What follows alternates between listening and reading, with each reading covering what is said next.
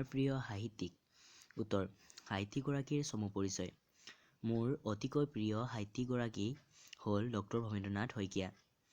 Doctor Bhabendranath শইকীয়াই 1932 চনত 20 ফেব্ৰুৱাৰীত নগাঁৱত জন্মগ্ৰহণ কৰে। 1948 চনত তেওঁ মেট্ৰিক আৰু 1950 চনত আই.এ. বিজ্ঞান পৰীক্ষাত প্ৰথম বিভাগত উত্তীৰ্ণ হয়। 1952 চনত তেওঁ কটন কলেজৰ পৰা সুখ্যাতিৰে বি.এছ.চি. ডিগ্ৰী লাভ কৰে। ইয়াৰ পিছত কলকাতা বিশ্ববিদ্যালয়ৰ অন্তৰ্গত প্ৰেচিডেন্সি কলেজৰ পৰা তেওঁ স্নাতকোত্তৰ ডিগ্ৰী গ্ৰহণ কৰে। তোমাৰ প্ৰিয় সাহিত্যিক। উত্তৰ সাহিত্যিকগৰাকীৰ চমু পৰিচয়। মোৰ অতিকৈ প্ৰিয় সাহিত্যিকগৰাকী হ'ল ডক্টৰ ভৱেন্দ্ৰনাথ শইকীয়া। ডক্টৰ ভৱেন্দ্ৰনাথ শইকীয়াই 1932 চনত 20 ফেব্ৰুৱাৰীত নগাঁৱত জন্মগ্ৰহণ কৰে। 1948 চনত তেওঁ মেট্ৰিক আৰু 1950 চনত আই.এ.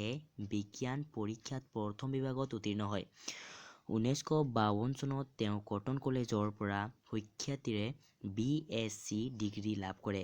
ইয়াৰ পিছত কলকাতা বিশ্ববিদ্যালয়ৰ অন্তৰ্গত প্ৰেচিডেন্সি কলেজৰ পৰা তেওঁ স্নাতকোত্তৰ ডিগ্ৰী গ্ৰহণ কৰে। কৰি Ph.D. ডিগ্ৰী লাভ কৰে।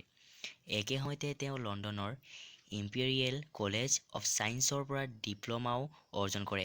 সুখ্যাতিৰে অধ্যয়ন সমাপ্ত কৰি স্বদেশলৈ ঘূৰি আহি তেওঁ গুৱাহাটী বিশ্ববিদ্যালয়ৰ পদাৰ্থ বিজ্ঞান বিভাগত অধ্যাপক ৰূপে কাৰ্যনিৰ্বাহ কৰে। ৰচনাৱলীৰ চমু পৰিচয়। ডক্টৰ ভৱেন্দ্ৰনাথ শইকীয়াই অসমীয়া চুটিগল্প, উপন্যাস, বোলছবি, শিশু সাহিত্য আদিক সমৃদ্ধ কৰি তুলিছে। তেওঁৰ 10খন চুটিগল্পৰ সংকলন প্ৰকাশ পাইছে। গল্প সংকলনসমূহ হ'ল প্ৰহৰী 1963 চনত, বৃন্দাবন 1965, গহ্বৰ 1969, সেন্দুৰ 1971, শৃংখল 1975, তৰংগ 1979, এই বন্দৰৰ আবেলি 1988, আকাশ 1988, গ্ৰন্থ 1992 আৰু সান্ধ্য ভ্ৰমণ। ভৱেন্দ্ৰনাথ শইকীয়াই 3খন উপন্যাস ৰচনা কৰি অসমীয়া উপন্যাস সাহিত্যক এক বিশেষ মাত্ৰা প্ৰদান কৰিছে। তেওঁৰ দ্বাৰা ৰচিত উপন্যাস 3খন হ'ল অন্তৰীপ, ৰম্যভূমি আৰু আতংকৰ শেষত। অসমৰ নাট্যক্ষেত্ৰত ডক্টৰ শইকীয়াৰ অৱদান চমকপ্ৰদ। পুতলা নাচ, তীৰ্থ, তৃতীয় বন্ধু, গহ্বৰ, অৱৰোধ, বাওনা তেওঁৰ দ্বাৰা ৰচিত একাংশ নাট। ইয়াৰ উপৰিও ভ্ৰাম্যমাণ মঞ্চৰ বাবে তেওঁ সৰ্বমুঠ 27খন নাট ৰচনা কৰিছিল। নাটকৰ দৰে অসমীয়া বোলছবিক ৰাষ্ট্ৰীয় আৰু আন্তঃৰাষ্ট্ৰীয় প্ৰেক্ষাপটত প্ৰতিষ্ঠা কৰাৰ ক্ষেত্ৰতো তেওঁৰ অপৰিসীম অৱদান আছিল। তেওঁ নিৰ্মাণ কৰা 7খন অসমীয়া বোলছবিয়ে ৰাজত কমল বঁটা লাভ কৰি অসমলৈ সন্মান কঢ়িয়াই আনিছিল।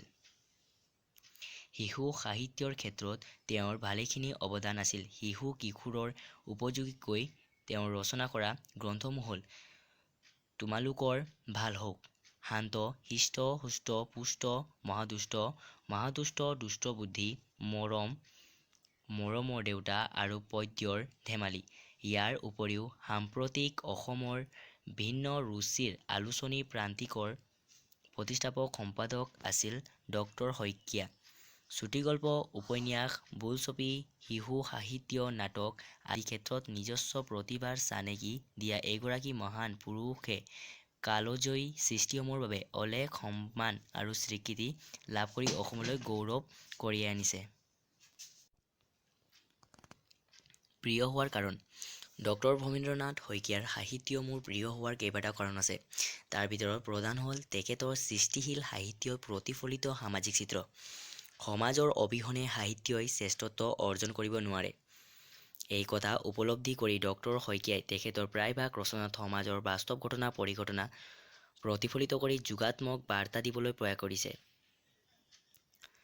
ইয়াৰ উপৰি তেওঁৰ গল্পত উপস্থাপিত সমাজৰ সৰু মানুহৰ বিভিন্ন কাহিনীয়ে মোৰ মনত গভীৰভাৱে প্ৰভাৱ বিস্তাৰ কৰে। তদুপৰি সূক্ষ্ম বিষয়বস্তুত সূক্ষ্ম পৰ্যবেক্ষণ শক্তিৰে তেওঁ ৰচনা কৰা গল্প উপন্যাসে মোক আকৃষ্ট কৰে। সামৰণি। অসমীয়া সমাজ, সাহিত্য আৰু সংস্কৃতিৰ ক্ষেত্ৰত মূল্যৱান অৱদান আগবঢ়াই যোৱা ডক্টৰ ভৱেন্দ্ৰনাথ শইকীয়াই অসম প্ৰকাশন পৰিষদ বঁটা, সাহিত্য অকাডেমী বঁটা, শ্ৰীমন্ত শংকৰদেৱ বঁটা, পদ্মশ্ৰী আদি সন্মান লাভ কৰিবলৈ সক্ষম হয়। এইবোৰেই আছিলে তোমালোকৰ পৰীক্ষাত আহিবলগীয়া ৰচনা। ইয়াত কিবা ভুল হ'লে ক্ষমা কৰি দিওঁ।